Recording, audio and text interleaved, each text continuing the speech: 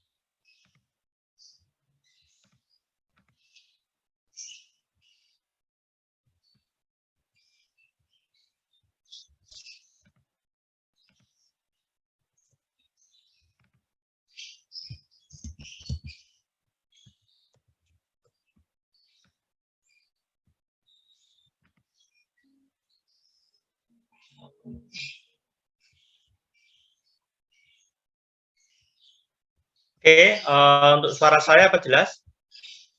Jelas, Pak. Jelas, Pak. Terdengar jelas, Pak.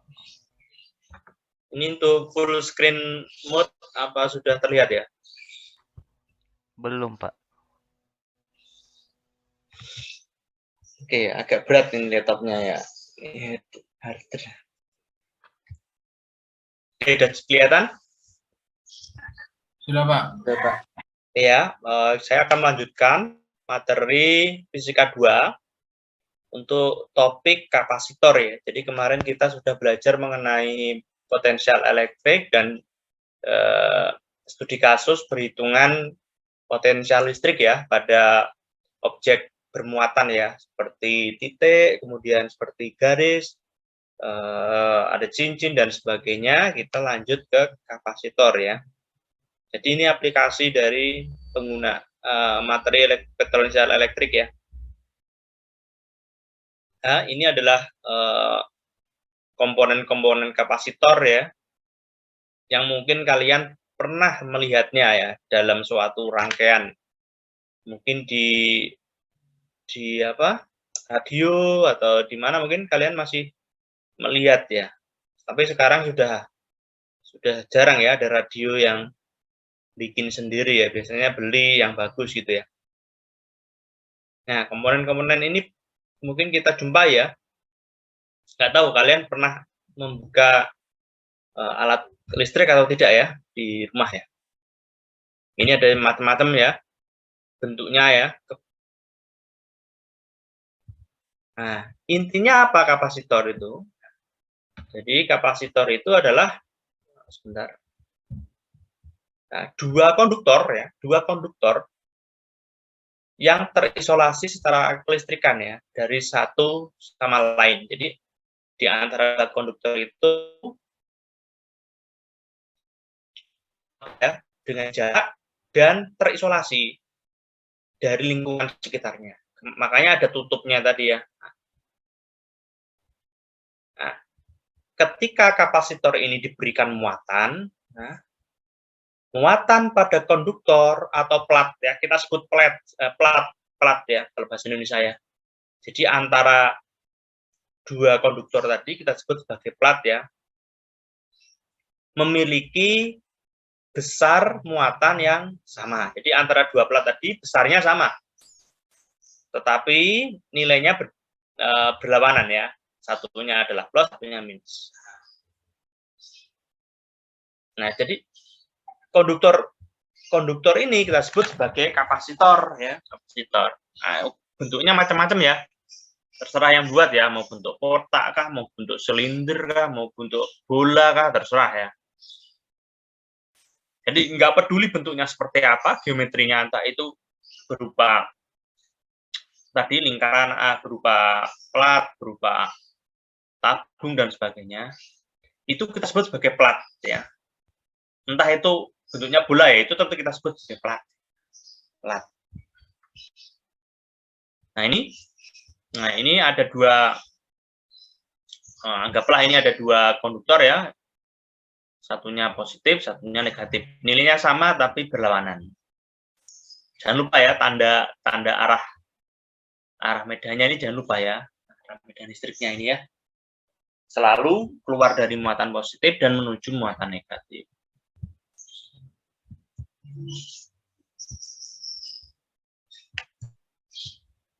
Nah, ini contoh ilustrasi, ini bentuknya plat ya, kebetulan ya, mudah dipahami. Tapi jangan heran ya, ada bentuknya silinder ya nanti ya. Nah, ini di gambar ini kita lihat ini sebuah ilustrasi sebuah kapasitor ya, terdiri dari dua plat, ada luasan A ya, jarak antar plat adalah D ya. Jarak antar plat ini jaraknya V kayaknya nih ya, V ya ini ya. D ini tebal platnya mungkin ini. Oke ya. Di bagian bottom, bagian bawah ada, ini kebalik ini ya, bottom tapi kalau yang ini ya, Nah, di bagian bawah ada yang muatan plus Q, yang atas muatan minus Q ya. Ini penunjukan gambarnya keliru nih kayaknya ya. Nah, ini kalau kita gambarkan dalam bentuk seperti ini, ilustrasikan ini kita gambar proyeksikan seperti ini ya. Nah, bagian atas itu yang ini harusnya yang bagian atas ya, ini tapi ini panahnya keliru. Nah, bagian atas itu yang minus ya. Oh, ini minus. Nah, ya, ini sepertinya agak salah ya gambarnya, apa penunjukan gambarnya ya. Yang plus itu awal muatan, awal medannya ya. Jadi yang atas ini plus ya. Nah, ini kebalik ini ya. Enggak sinkron ini gambarnya. Ini bentuknya seperti ini. Nah, ini arah medannya ya. Nah, ketika kapasitor itu diberi muatan ya, diberi muatan ya. Plat pada kapasitor memiliki muatan yang sama besarnya, tetapi berbeda arah. Namun, meskipun begitu ya, untuk menyatakan besarnya muatan dalam kapasitor, itu dinyatakan dalam Q ya, dia punya muatan ya. Walaupun ada plus Q dan minus Q, bukan berarti nol ya. Secara konvensi, muatan yang ada di kapasitor itu adalah bernilai mutlaknya Q gitu ya. Bukan 2 Q ya, apapun bukan nol ya. Oke. Lanjut. Nah, untuk mengkuantifikasi kemampuan kapasitor ya dalam menyimpan muatan ya, kita punya istilah atau besaran yang mana kapasitansi. Kapasitansi ya. Nah, muatan Q ya dan potensial V pada sebuah kapasitor itu nilainya proporsional ya, sebanding ya. Di mana persamaannya dinyatakan dengan Q sama dengan CV ya. Jadi sebanding ya ini ya.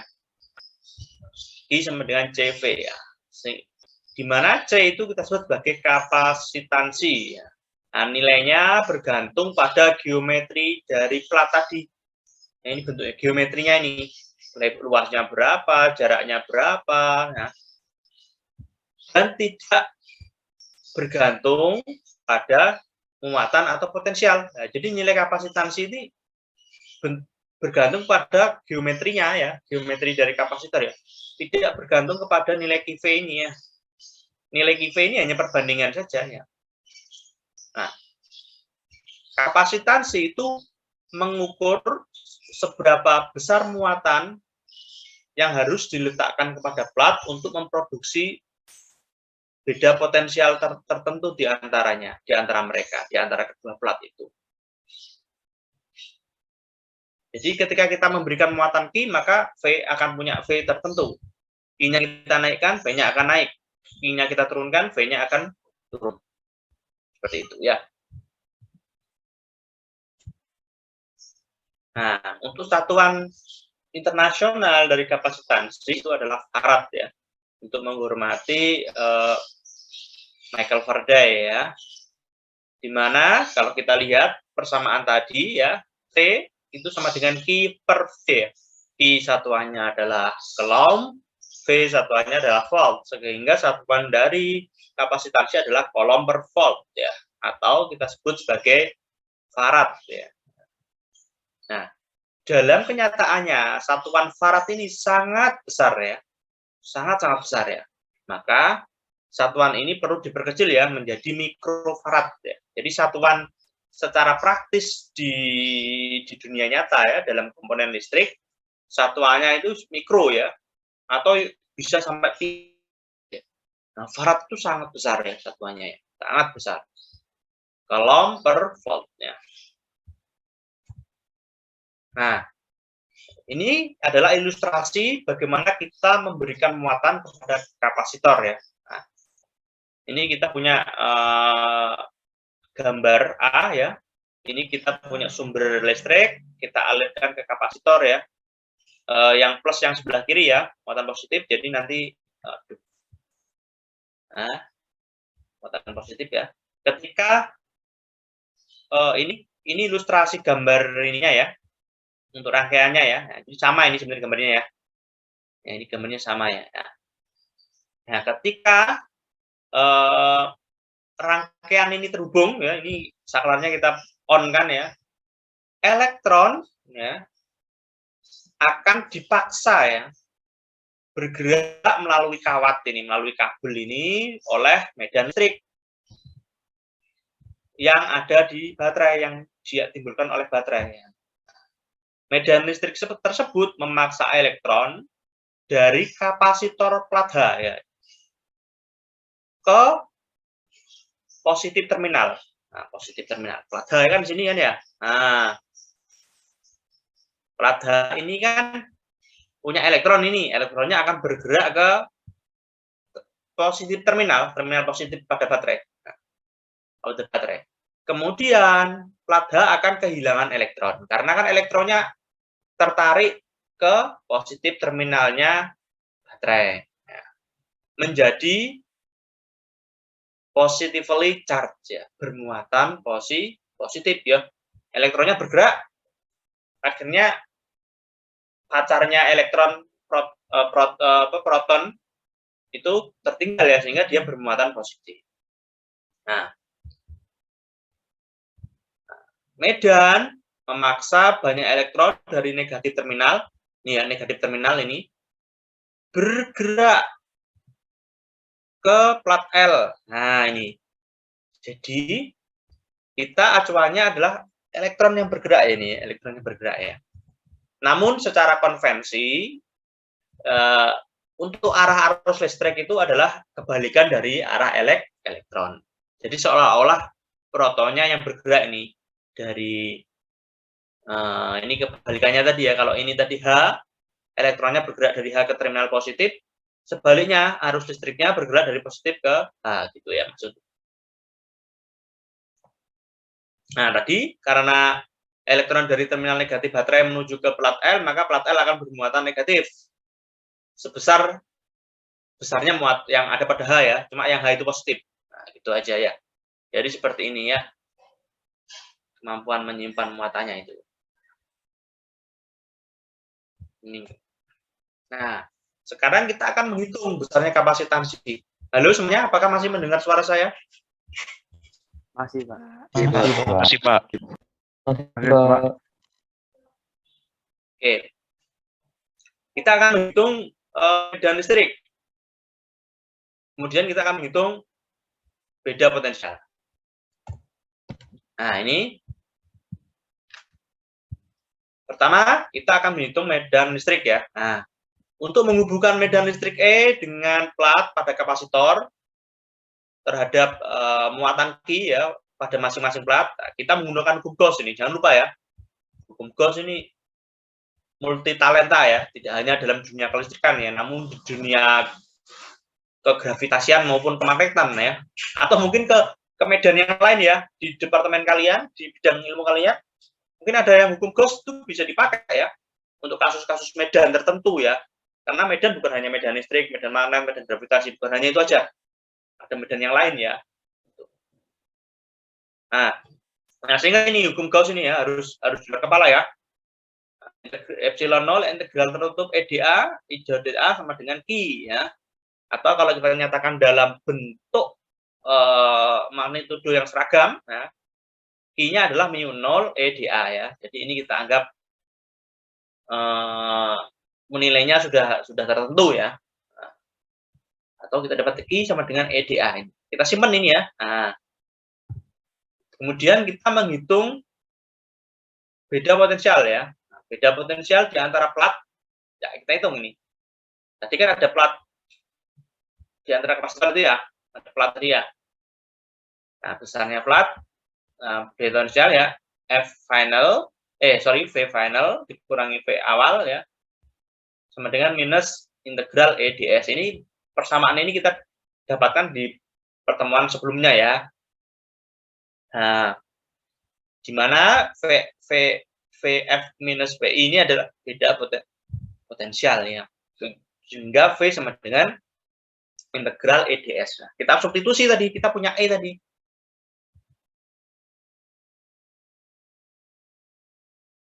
Oke.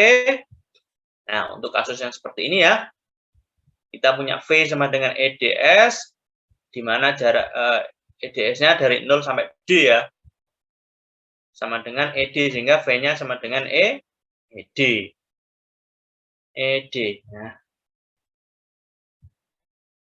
Nah, sehingga kita mendapatkan,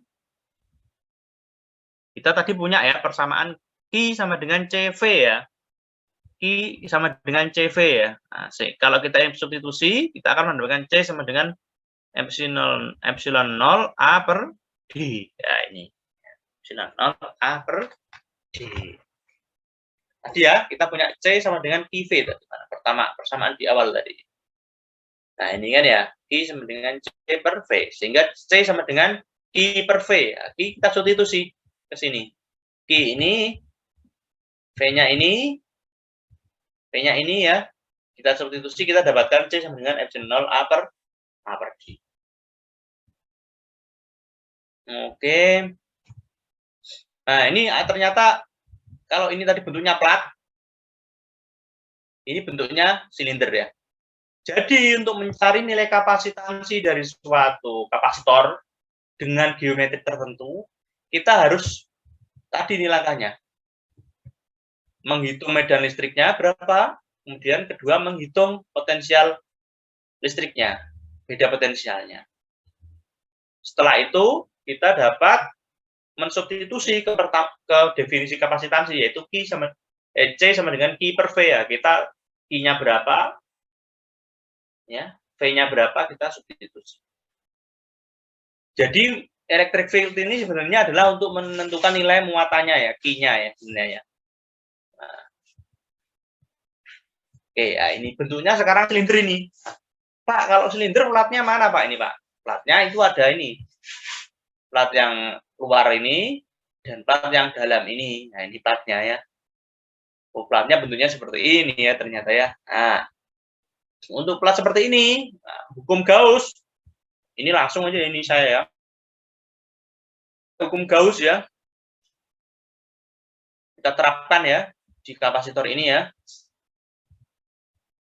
Nah, maka Q-nya adalah mu 0 E kali A. Nah, mu 0 E kali A.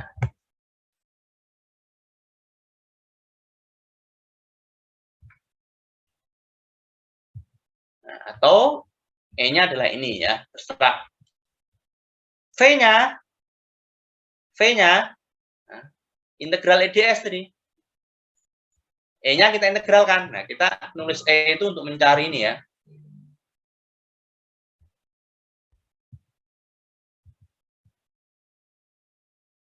E-nya kita integralkan ini. E-nya kan kita punya ini ya.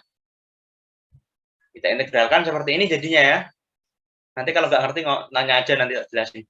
Nah, C, Q per V ya kita substitusi. Q-nya adalah ini, V-nya adalah ini. Nah, ketemunya ini dong C-nya. Nah, untuk yang bentuknya bola, nggak ada gambarnya ya ini ya. Waduh, lupa ngasih gambar saya. Nah, bentuknya bola sama ya, mirip dengan ini. Cuma kalau ini tuh kalau 3 dimensi kan ini bentuknya tabung ya. Kalau yang ini bentuknya bola ya. Jadi mirip ya. Bedanya di mana, Pak? Bedanya di sini.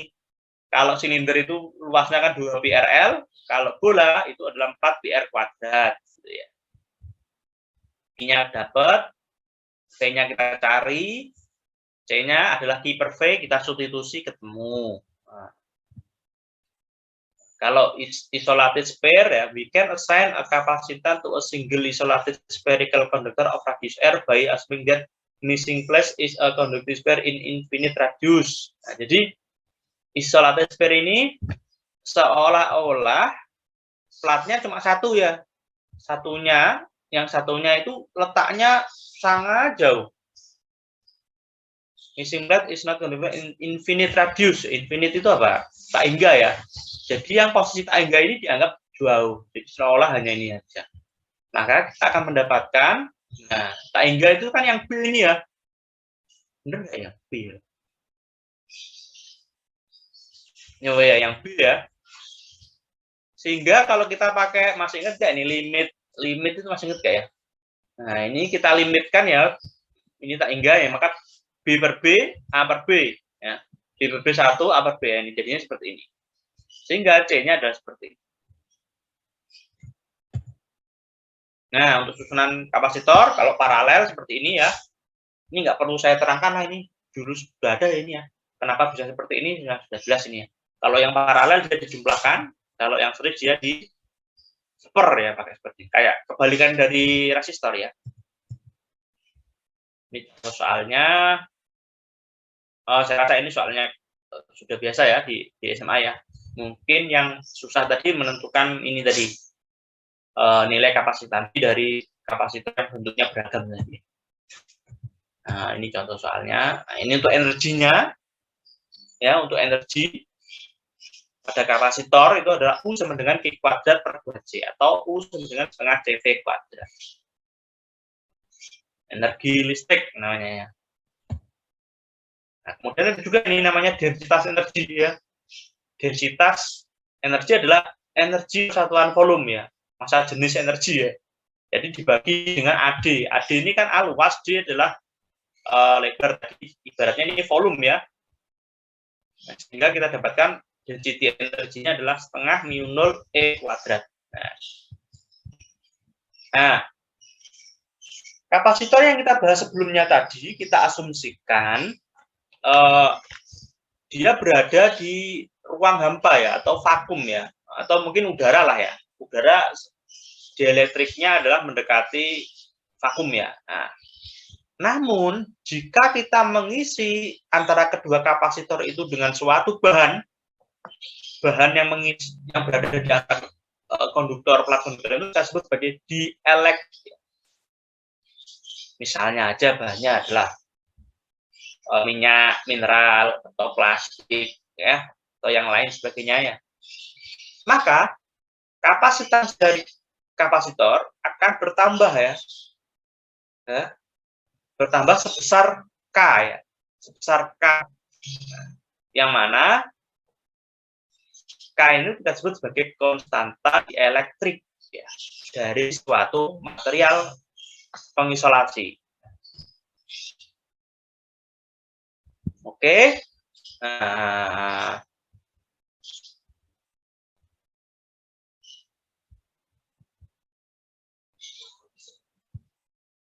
Nah, ini tadi kita punya kapasitansi kan mu 0 A per D ya tadi ya, A per D. Ini L ya, L itu ibaratnya A per D ya. A per D ya. Karena ada suatu bahan yang kita sisipkan di antara kapasitor, maka akan ada pengali, namanya konstanta dielektrik K ini ya. K ini ya. K ini. Sementara epsilon 0 kali L ini adalah C ya. C yang ini kita sebut C air ya. C air itu bukan C di air ya, tapi C udara ya. C vakum ya. Jadi kapasitor dalam kondisi tidak ada bahan dielektrik yang disisipkan. Kalau ada bahan dielektrik maka perlu dikalikan dengan K ini. K ini.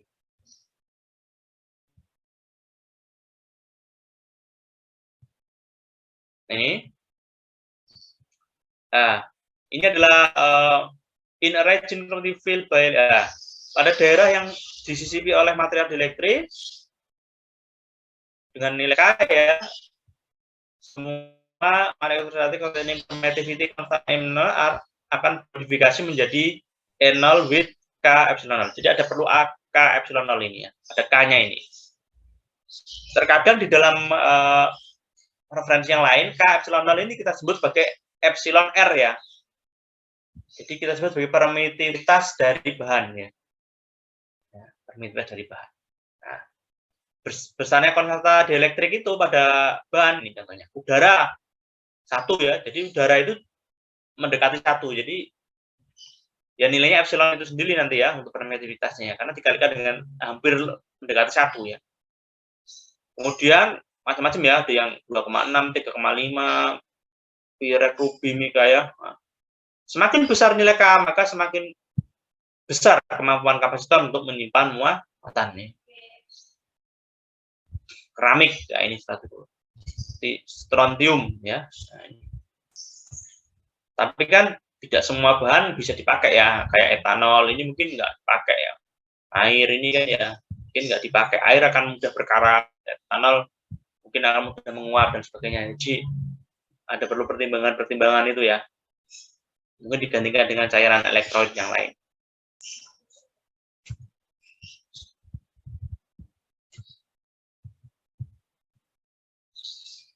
Oke, untuk kasus dielektrik pada kasus hukum Gauss ya, jadi harus ditambahkan dengan K karena ada konstanta dielektrik ya. Nah, ini.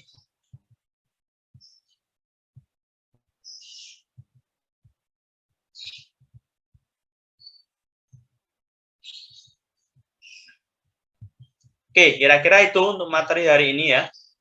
Barangkali ada pertanyaan? Silakan Mas Rafael. Permisi Pak, saya izin bertanya Pak. Ya, silakan. Kapasitor sendiri ini saya sebenarnya masih kurang paham Pak. Kalau saya dirapit di suatu rangkaian itu kan biasanya ada banyak gitu kapasitornya. Itu sebenarnya menyimpan muatannya ini untuk apa ya Pak? Kalau di rangkaian listrik yang begitu kompleks itu ada banyak. Oke, ya.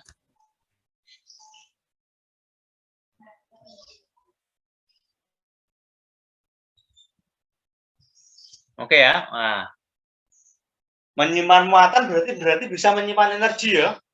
Ya. Contoh ya, paling ininya itu baterai ya. Baterai sebenarnya kapasitor yang bisa menyimpan energi itu ya. Baterai itu ya. Baterai HP itu aplikasi kapasitor itu. Bisa menyimpan muatan itu untuk kalian power bank itu ya. Power bank itu. Nah, itu salah satu contoh aplikasinya ya. Nah, itu ya. Terus untuk di rangkaian listrik bolak-balik ya, di AC ya. Nah, kapasitor ini dia punya sifat namanya reaktansi konduktif ya. Reaktansi kapasitif ya itu ya. Nah, itu sebenarnya yang bisa membuat rangkaian punya sifat osilasi dan sebagainya ya. Jadi memang di komponen listrik perlu komponen yang bisa menyimpan muatan ya. Jadi muatan tidak tiba-tiba langsung kehilangan energi ya ketika sumber energi dimatikan. Jadi dia punya, kalau Anda punya baterai, Anda hubungan dengan kapasitor, dia akan mengisi kapasitor ya. Ketika baterai dilepas, ya, kemudian rangkaian itu kita hubungkan dengan suatu, kita tutup ya. Nah, energi yang ada di kapasitor itu akan mengalir perlahan ya. Namanya itu gejala transien ya. Jadi tidak serta-merta langsung mati gitu ya. Itu mungkin salah satu contoh gunanya ya di rangkaian ya. Saya juga detailnya juga belum tahu ya.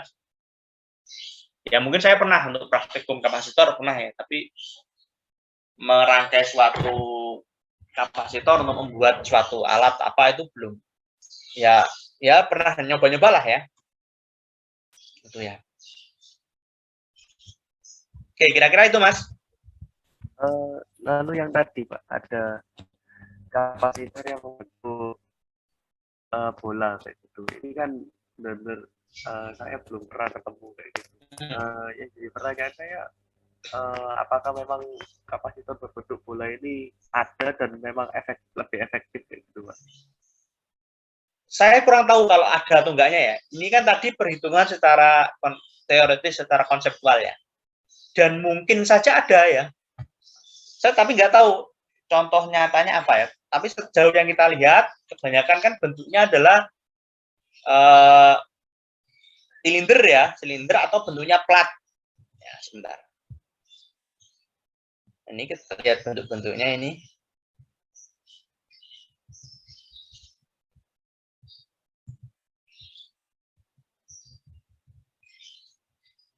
Nah, ini bentuk-bentuknya ya. Bisa plat ya. Kebanyakan silinder ya, Silinder ya. Tapi mungkin untuk kebutuhan tertentu ya bisa aja ya diperlukan ya. Tapi saya nggak tahu ya. Itu yang dipakai di komponen apa saya nggak paham loh ya. Belum pernah lihat ya. Tapi secara matematis perhitungannya seperti itu Mas, untuk bentuk yang bola. Atau mungkin nanti bisa bentuknya kubus ya, atau bentuknya apa? Geometri yang lain ya.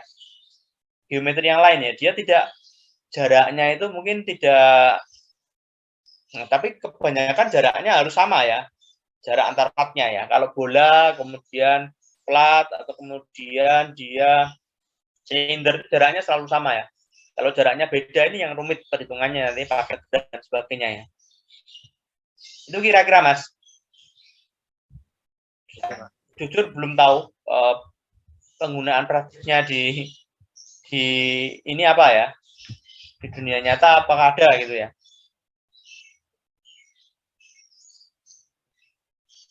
Oke, ada pertanyaan lain? Kayaknya tadi ada yang resen dari siapa ya? Ya Pak, saya Pak, izin bertanya Pak. Ya silakan. Mungkin bisa ke slide pertama tadi Pak. Yang ini. Nah, yang penjelasannya yang habis ini. Nah ini, di sini kan kapasitor kan tidak peduli bentuknya, tapi pas di apa namanya di rumusnya itu ada kayak apa? yang rumus C sama dengan permitivitas kali A. A itu kan berarti kayak ini apa? Kayak bentuk luasnya. Nah, itu Ya. kan pasti beda-beda. Itu gimana maksudnya, Pak? Bukan, maksudnya gini. Maksud dari tidak peduli bentuknya itu, entah itu bentuknya bola, entah itu bentuknya tabung atau silinder, entah itu bentuknya lempengan kayak ini tadi ya, itu disebut sebagai plat gitu aja, Mas. Apa maksudnya, Mas? Jadi gini loh, Anda tahu plat nggak? Plat ini, plat nomor apa? Kendaraan. Ya, ya. Plat Nomor ini mobil loh, itu kan, nomor plat kendaraan loh. ya, Bentuknya kayak Pak. gimana sih itu? Bentuknya kayak gimana? Persegi Datar kan panjang. ya? Ya, Nah, datar kan ya. Jadi maksudnya itu entah itu bentuknya datar atau entah bentuknya kayak ini ya, silinder atau bentuknya bola, itu tetap disebut sebagai plat gitu aja. Maksudnya itu, maksudnya tadi. Itu, Mas. paham, Pak. Terima kasih atas jawabannya. Maksudnya plat itu sih. Ya, nanti nilainya akan berbeda ya. Kalau bentuknya bola ya rumusnya luasnya kan beda. Silinder beda. Plat biasa kan gampang, panjang kali lebar itu aja. Oke, silakan Mas Ahmad Nigdam. Baik, Pak. Saya ingin tanya, eh, untuk kapasitor, kenapa Gaussian surface yang ditinjau itu hanya plat yang eh, bermuatan positif, Pak? Nah, tadinya.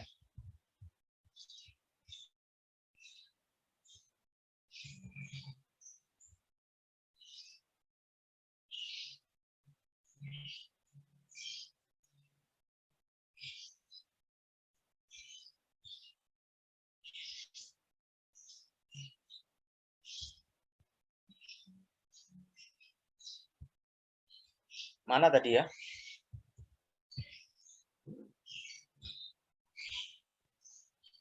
Ini ya kayaknya ya. Iya, Pak. Ya, ini kan ya. Oke, ini tadi yang dicari adalah nilai E-nya ya, Mas ya. Iya, Pak. Kenapa tidak kedua plat gitu? Karena E yang dicari adalah E yang ini ya. Ini nilai E-nya nilainya adalah seragam nih ya nilainya ya kayaknya. E-nya ya.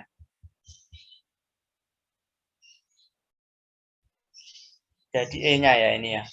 Kalau semuanya nanti akan 0 ya. Berarti kan kalau di lingkari Gaussian surface-nya di luar ya, di luar misalnya, maka 0 ya nanti ya. Tidak ada ya. Tidak ada medan ya di luar ya. Medannya hanya di dalam sini, Mas. Gitu. Jadi ini surface-nya bukan lingkaran artinya, cuma garisnya aja ya. Permukaan gitu ya. Karena arah, coba gambarkan, arah medannya kan dari plat atas menuju plat bawah gitu. Nah, contoh perhitungan ini sudah ada di bab sebelumnya ini. Untuk kasus yang antara dua plat itu loh. Kan ada itu ya. Iya, Pak. Nah, itu. Ini Baik, karena Pak. yang dicari yang di sini, Mas. E yang di sini ya. Kita nggak mencari E yang di luar. Ya, di luar plat ya. Kalau E di luar plat ya 0 ya. Karena kalau ini kita permukaan Gauss kita tutupi ya, nah nilainya 0 nanti. E-nya kan dijumlahkan. Yang dicari Iya, adalah E baik. di sini. Ya, itu maksudnya. Oke, Baik, ada Pak. pertanyaan Terima kasih lain? banyak.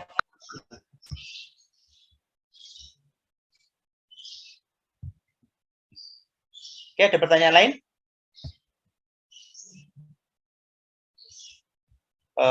Mungkin bisa istirahat dulu ya, 5 menit atau berapa ya? Ini agak capek nih mata saya ya. Mungkin kita 5 menit dulu lah. Kita istirahat 5 menit dulu, kita lanjut lagi nanti. Oke, Pak.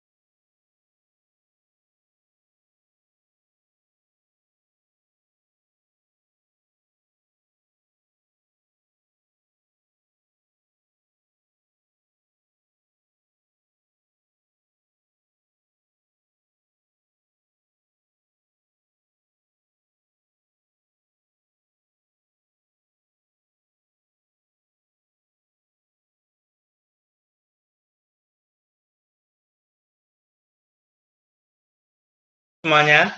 Halo? Halo semuanya? Ya, Pak.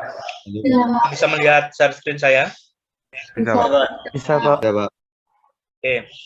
Kita akan melanjutkan ke topik arus listrik ya. Jadi kita sudah belajar tentang medan listrik, potensial listrik, terus kita lanjut ke arus listrik.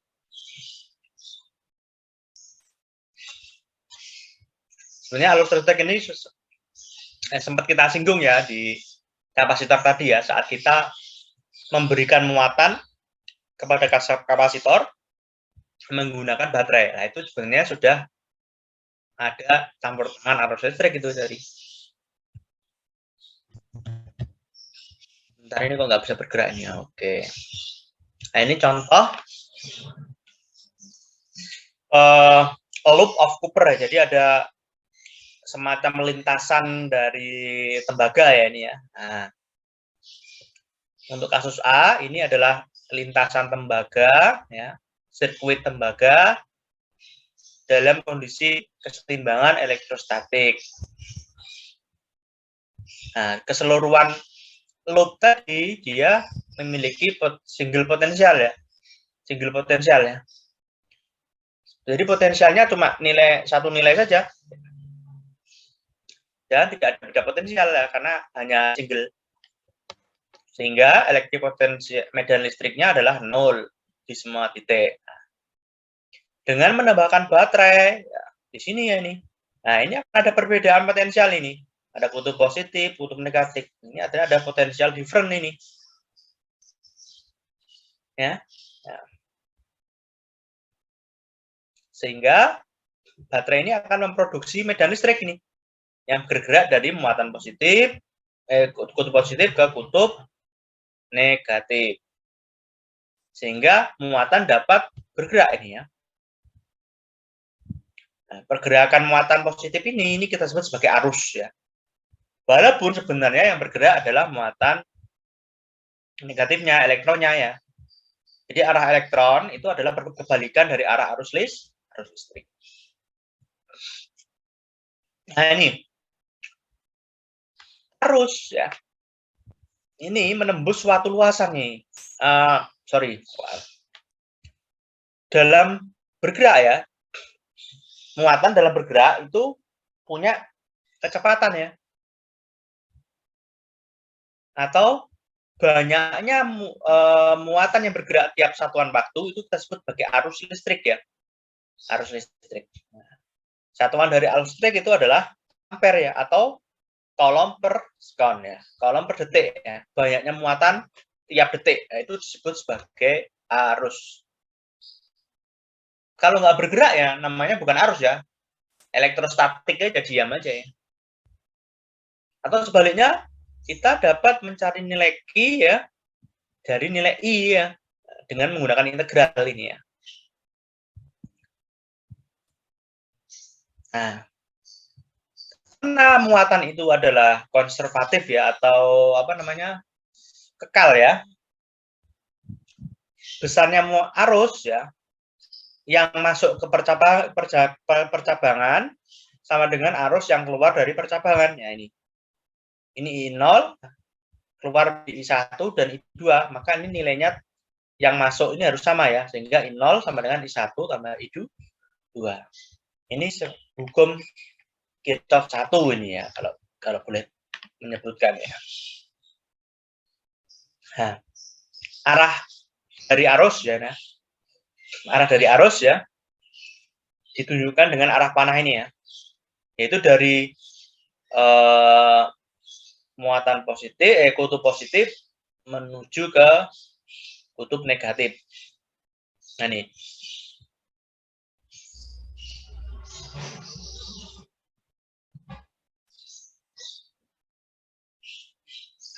Nah, ini ya, jadi tadi konvensi namanya ya.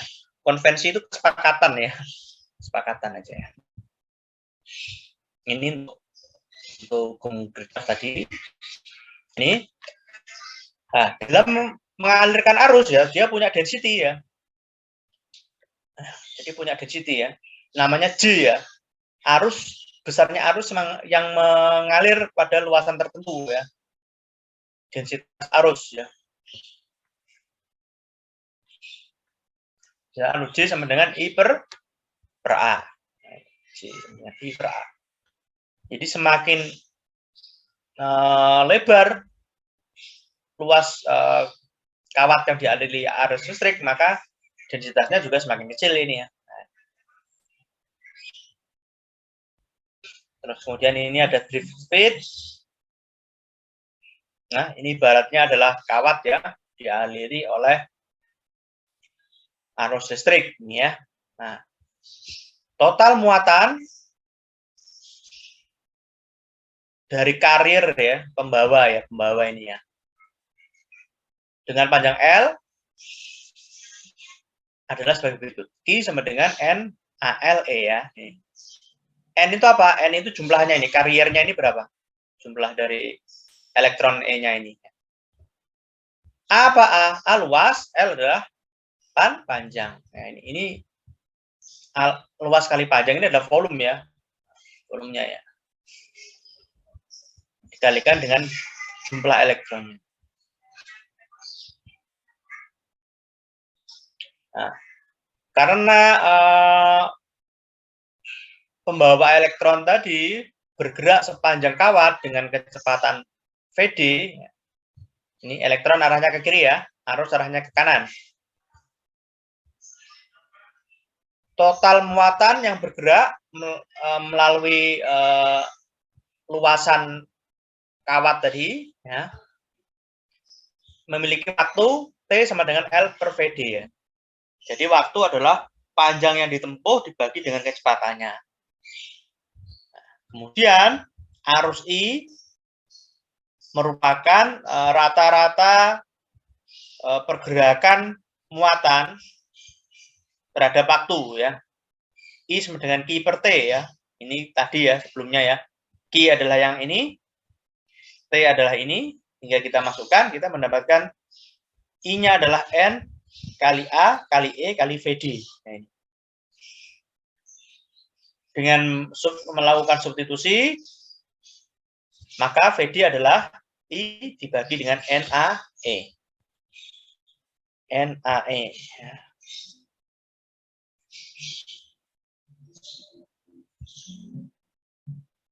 Nah, jadi VD ini kita sebut sebagai kecepatan meluncur dari muatan tadi ya, kecepatan muatan ya, dia punya kecepatan ya. Karena arus tadi adalah muatan persatuan waktu, jadi dia punya kecepatan gitu, ya, punya kecepatan drift namanya, kecepatan meluncur ya. Yaitu I sama dengan NA per E ya. I per A itu kita sebut sebagai J ya, sehingga kita punya J sama dengan VD sama JNE ya, J per NE. Nah ini ya, atau kalau kita turunkan lagi J sama dengan NE kali VD. Nah, N adalah jumlah pembawa arus pembawa muatan persatuan volume.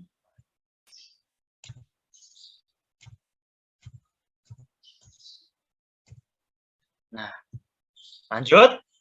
Tadi kita belajar tentang arus ya, pergerakan arus ya. Nah, dalam mengalir ya, arus itu kan pasti ada gangguan ya. Gangguan yang merintangi arus itu kita sebut sebagai resistansi. Ya. Ya, komponen yang bisa menghasilkan resistansi disebut sebagai resistor ya. Di mana R itu sama dengan V per I, perbandingan antara tegangan dengan arus. Satuannya adalah ohm ya. Nah, ini bentuk resistor seperti ini ya. Dia menghambat ya ini ya. Nah, kemudian ada konsep resistivity. Ya. Bedanya apa, Pak? Dengan resistan tadi, Pak. Kalau resisten tadi, sifat penghambat arus yang dimiliki oleh objek ya. Dia bergantung kepada geometrinya ya. Kalau resistivity adalah pada material ya. Instead of the resistance R of an object, we deal with the resistivity of the material. Jadi material ya. Dia lebih ke material. Material itu ya Contoh apa material? Misalnya materialnya adalah tembaga. Jadi kita ngomongin single ini ya, single substan ya, zat tunggal, zat kayak tembaga atau campurannya lah ya. Jadi nggak memperhitungkan bentuknya seperti apa, panjangnya seperti apa. Resistivity itu tadi ya.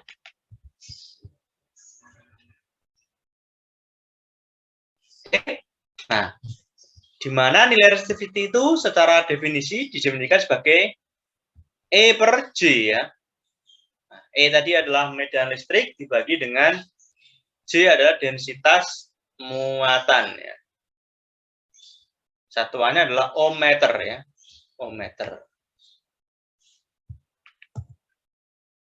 Nah, kalau conductivity adalah kemampuan suatu material untuk dapat menghantarkan listrik. Ya, ini kebalikan dari resistivity. Jadi conductivity adalah sama dengan kebalikannya, seper rho, seper resistivity. Nah, kita akan menghitung nilai resistansi dan resistivity ini ya.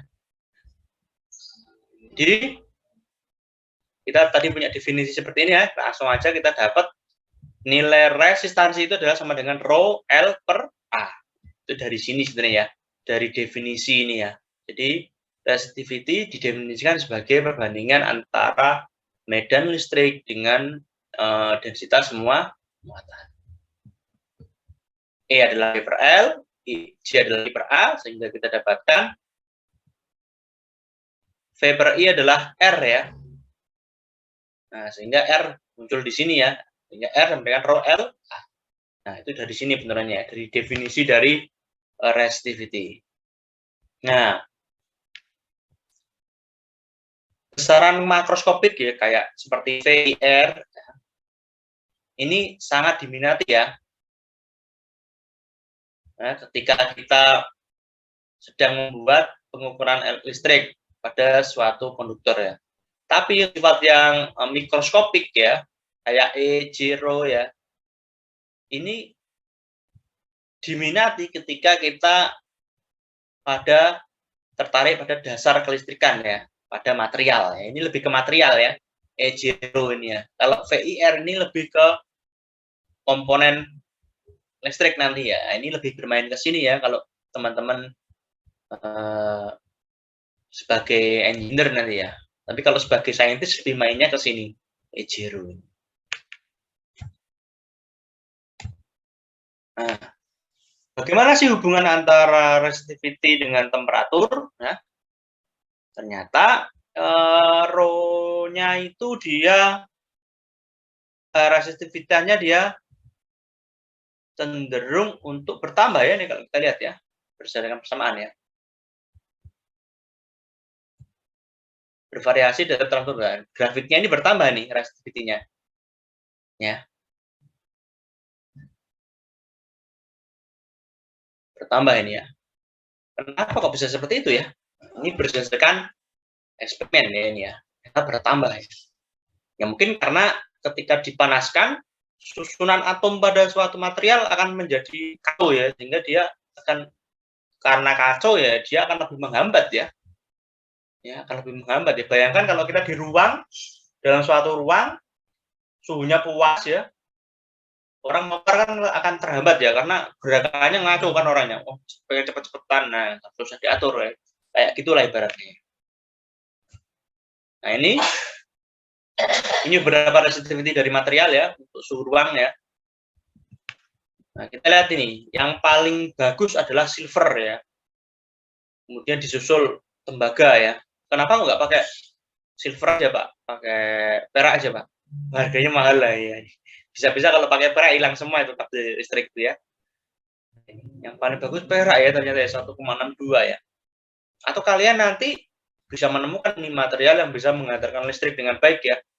Selain koper ya, mungkin harganya lebih murah dan lebih mudah dibuat ya. Wah, itu bisa menjanjikan gitu ya. Tidak menutup kemungkinan loh ya, bisa loh ya. Jadi jangan membatasi diri. Nah, kemudian ada Ohm law ya. Ohm law ya. Nah, ini menyatakan bahwasanya arus yang melalui suatu peralatan selalu proporsional ya dengan perbedaan potensial. Oke, jadi ini seperti ini ya. Untuk pada kasus resistor ya, ini kita ternyata proporsional ya, hukum ohmnya ya. Atau biasanya dipakai VIR itu aja biasanya ya, pemakaian praktisnya ya. Kalau ini untuk plot antara arus dengan potensial pada semikonduktor ya, ini kita nggak pelajari ini ya. Ini lebih ke arah nanti kalau kalian ingin lanjut ke fisika yang lebih dalam ya, ke semikonduktor ya. Ini ada bidang khusus ini ya terkait semikonduktor ini. Modifikasi material menjadi material maju gitu ya.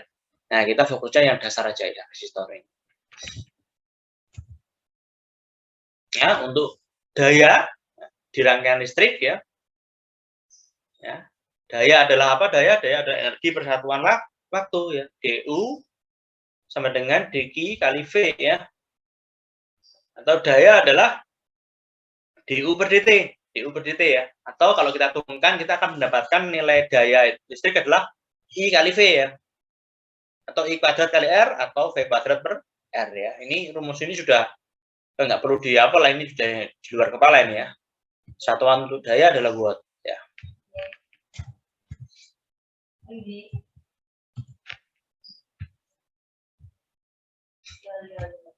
Oke, saya lanjutkan ke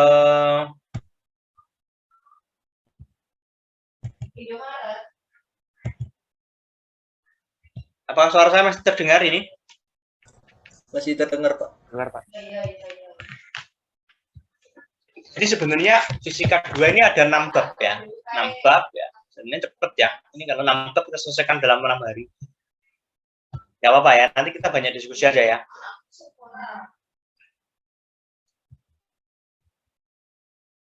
Tidak apa-apa, Pak. Jadi ini mudah lah ya. Fisika itu harus wajib nilainya A lah ya. Fisika dasar, mata kuliah dasar ya. Oke, saya lanjutkan.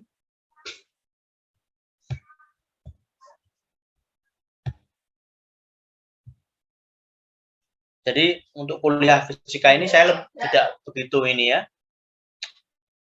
Mungkin secara matematis perlu ya kalian ya untuk menghitung bla bla bla bla bla ya.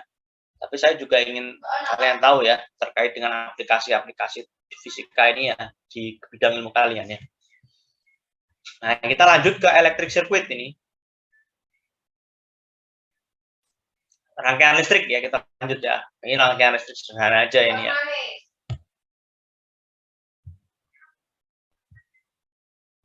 Oke, ini contoh ya, electric circuit ya, rangkaian listrik sederhana ya. Kita punya baterai ya. Biasanya simbol dari baterai, sumber listriknya itu dinyatakan dengan epsilon ini ya. Atau kita sebut sebagai EMF ya, electromotive force ya, atau gaya gerak listrik ya. Gaya gerak listrik ya. Seperti ini ya, arah arusnya dari kutub positif menuju ke kutub negatif ya. Dengan acuan berada di luar baterai ya. Kalau berada di dalam baterai ya dari negatif ke positif ya. Seperti ini.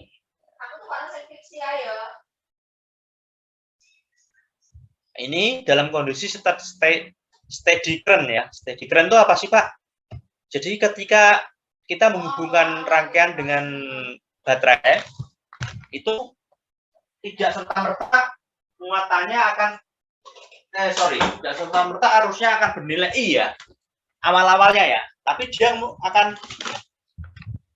arusnya akan bertambah secara gradual ya, sampai mencapai nilai steady ya. Nah ini nanti kita kalau belajar gejala transient ini ada. Tapi ini kita asumsinya sudah steady ya, jadi arusnya ya punya I, nilainya ada punya nilai I ya, konstan ya nilainya ya. Ini karena ini DC ya, direct current ya. Lanjut, nah ini ada EMF ya, electromotion force. Nah, peralatan listrik harus melakukan sejumlah usaha ya pada muatan dq ya untuk memaksa dia bergerak. Nah, sehingga kita punya E itu ya adalah dW per dG. Masih ingat ya kemarin ya potensial ya. Jadi GGL ini mirip potensial ya.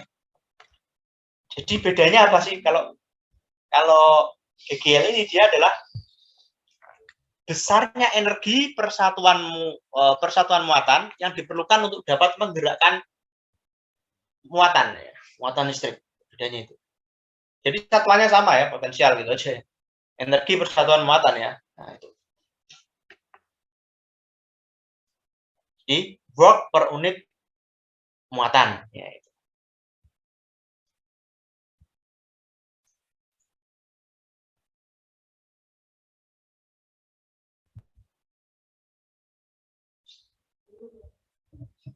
Oke, lanjut. Nah, untuk ideal EMF ya. In ideal EMF is one that lack any internal resistance to the internal movement of charge from terminal to terminal. Nah, jadi tidak ada energi yang hilang ya untuk ideal EMF ya. Jadi ibaratnya sumber EMF-nya itu GGL-nya tadi, baterainya tadi, dia tidak memiliki hambatan dalam ya. Tidak memiliki hambatan dalam ya. Beda potensial di antara terminal di EMF tadi itu ya sama dengan beda potensial alat tersebut ya, sumber tersebut ya.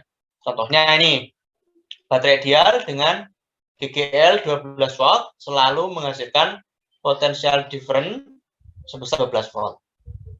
Nah, padahal secara real ya, real EF ya, itu nggak akan ya, karena di dalam baterai masih ada hambatan ya. Hambatan itu akan menyerap energi dari baterai itu. Nah, ini kan ideal. Ideal itu kan yang kita inginkan ya, tapi nggak ada ya. Nah, yang real EMF tadi ada hambatan dalam ini ya, yang bisa menyerap ya. Ini contohnya nih. Nah, ini energi dapat ditransfer dari pembawa muatan ke alat yang lain ini ya. Contohnya nih, ini ada chemical energi yang hilang ya, di B. Digunakan untuk menggerakkan motor, kemudian berubah menjadi energi thermal yang ada di resistor, kemudian energi kimia disimpan di A. Nah, itu yang mana ya? Yang ini ya. Jadi ini ibaratnya penghasil energi ya ini ya, untuk menyimpan di A ini ya.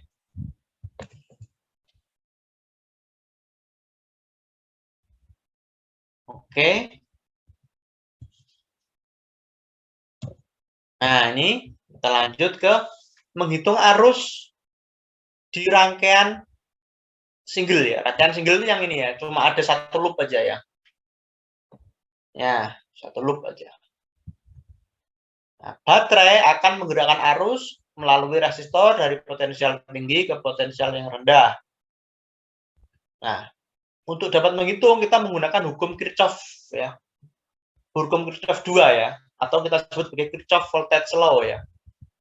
Bagaimana dengan hukum Kirchhoff 1, Pak? Wah, nggak usah ya, karena ini cuma satu loop aja. Nggak ada percabangan, nggak usah dipakai ya. Di mana hukum Kirchhoff menyatakan jumlah beda potensial dalam satu loop itu harus sama dengan 0 ya. Ini. Sehingga minus epsilon ditambah IR sama dengan 0. Nah, ini kita lihat ya, di buku ini loopnya adalah searah jarum jam ya. Nah, ketika loop searah jarum jam, ketika kita akan sampai kepada baterai, maka yang dikenali dulu adalah kutub negatifnya. Sehingga kutub negatifnya ini harus dikasih tanda minus. Nah, sementara I-nya, karena searah dengan arah arus, loopnya maka bernilai positif. Sehingga kalau kita jabarkan lagi, maka kita mendapatkan I sama dengan epsilon per R. Nah, ini contoh single loop. Kalau ini untuk kasus yang apa? Ideal baterai ya. Nggak ada hambatan dalam. Yang ini untuk yang real baterai ya. Real baterai ya. Jadi ada hambatan dalam. Nah, kita harus memperhitungkan ini. Memonitorkan ini ya. Nah, ini bedanya apa Pak dengan tadi? Ini sama sebenarnya ya. Cuma kalau ini arah loopnya itu adalah berlawanan jarum jam ya. Sini ya. Sehingga epsilonnya ini jadi positif ya. IR-nya, I-nya ya, itu menjadi negatif ya, berlawanan dengan loop ya. Oke ya. Bedanya apa dengan tadi? Bedanya ada ini. R kecil ini ya. R kecil ini adalah hambatan dalam. Nah, kemudian ada resistansi untuk Pak Sri, ini dijumlahkan ya. Ini nggak usah dijebas lah.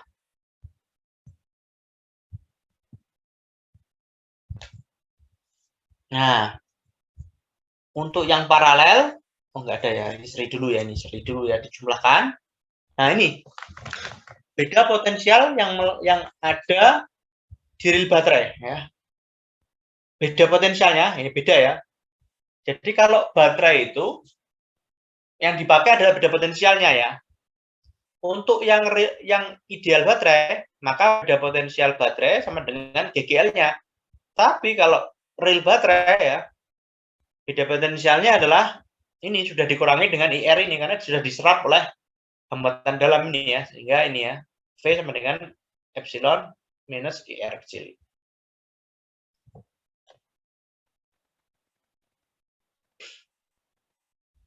Nah ini grounding a circuit ya, kalau kita ngasih tanda grounding ya, grounding itu adalah beda potensialnya 0 ya. Di titik grounding ini, di titik A ini beda potensialnya adalah 0 ya. Gambar A, potensial di A adalah 0 ya, sehingga potensial di B nilainya harus adalah 8. Ya. Kok pakai ini tadi? Yang ini tadi ya. E-nya tadi 12 ya. I-nya dihitung nanti ketemu dikalikan R ini ya, harus dikurangkan dengan R ini ya. Tuh. Nah, ini kalau gambar B ini groundingnya ditaruh di atas ini. Maka B-nya adalah 0 ya.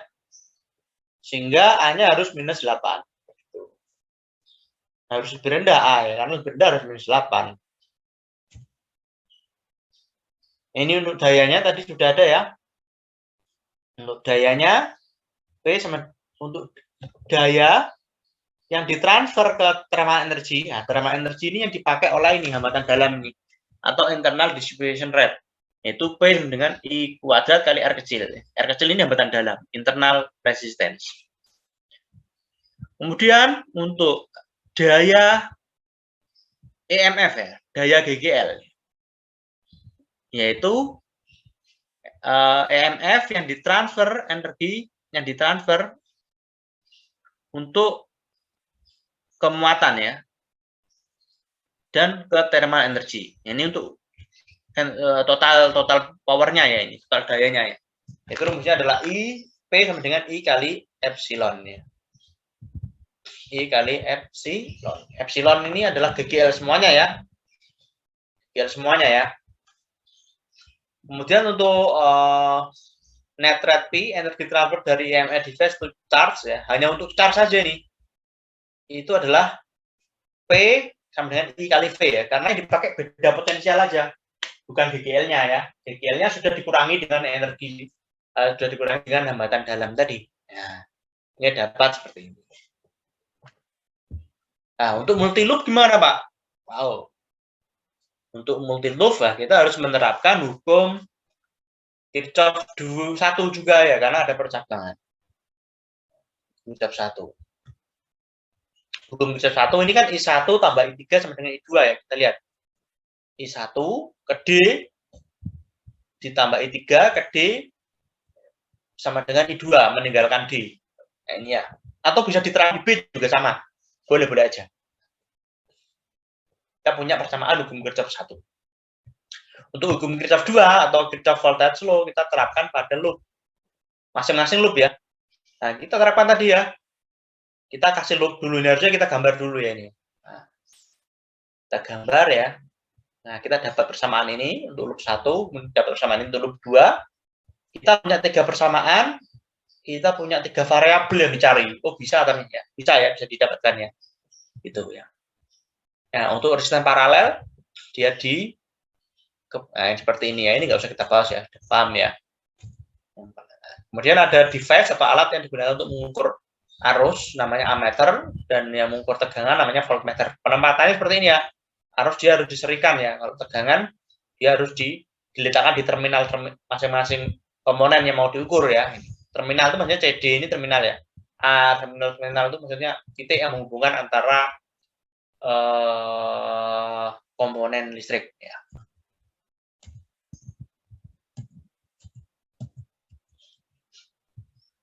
Oke. Nah, ini ada soal ya, nanti bisa dikerjakan ya. Ada 2 loop ya. Ya, dicoba dulu lah ya. Permisi, Oke. Pak. Ya, silakan. Bertanya, Pak.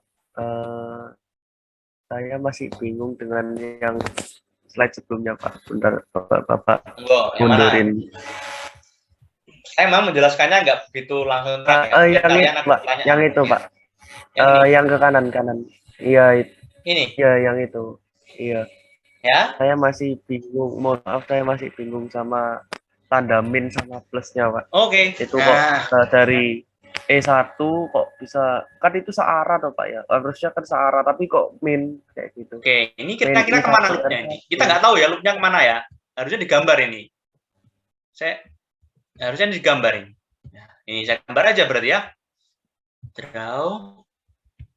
Oke, kalau kita melihat I-nya negatif, I3 negatif, berarti dia berlawanan dengan I3 ya. Jadi seperti ini ya. Kelihatan ini warna biru, kelihatan nggak? Kelihatan nggak, Mas? Kelihatan, Pak. Ini ya. I3 negatif, karena berlawanan ya. Oke? Mas Rafael? Mas Rafael. Untuk arahnya ini kita tentuin sendiri gitu ya? Tentukan sendiri. Tentukan sendiri. Oh, berdasarkan letak baterainya atau? Bebas. Bebas ya? Bebas. Oh. Yang penting kita konsisten. Jadi ada soal yang kadang arusnya ini nggak ditentukan, Mas. Arah arus I2, I3 ini nggak ditentukan. Kita yang tentukan. Arah loop kita juga nggak tentukan. Paham ya? Iya, Pak. Jadi nanti jawabannya mungkin sama akhirnya ya. Cuma penulisan rumusnya akan berbeda-beda ya tiap anak ya. Kecuali soalnya sudah di-set di awal ya. Arah loopnya ditentukan, arah arusnya ditentukan. Nah, itu pasti harus sama ya. Oke, saya lanjut atau tidak? Atau sudah paham? Kalau misalnya berdasarkan persamaan yang E1 kurangi I1 R1 ini berarti harusnya arah loopnya itu ya Pak, yang sebelah kiri itu berarti searah jam ya Pak berarti. Ya, searah jam karena minus I1 kan ya, berarti searah jam. Oh iya. Oke Pak. Nah, itulah kira-kira ya. Oke, ada pertanyaan lain?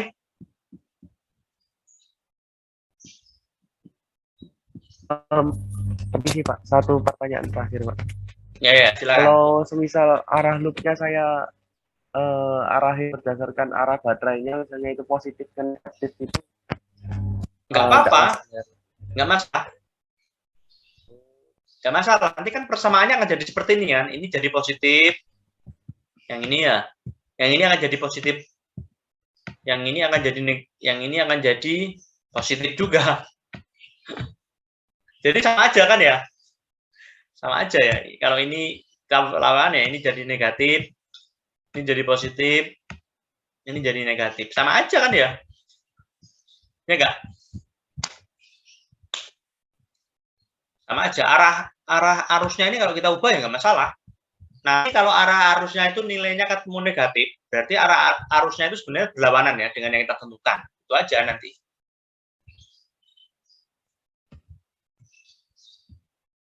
Oke, ada pertanyaan lain? Monggo. Ada pertanyaan lagi? Oke ya, kebetulan waktunya sudah habis. Oke, saya tutup aja ya. Ya, untuk latihan soal nanti akan ada asisten juga. Tapi kalau mau bahas soal dengan saya juga nggak masalah. Tapi kalian harus nyoba dulu ya. Jangan, Pak, ini tolong dikerjakan ya. Nggak mau saya. Harus kalian nyoba dulu. Baru kalau ada kendala nanti kita diskusi bareng. Saya lebih suka gitu ya. Harus nyoba dulu ya. Jangan kosongan ya. Oke, saya rasa cukup untuk pertemuan hari ini. Terima kasih. Assalamualaikum warahmatullahi wabarakatuh ya. Waalaikumsalam Terima kasih, Pak. Pak. warahmatullahi wabarakatuh.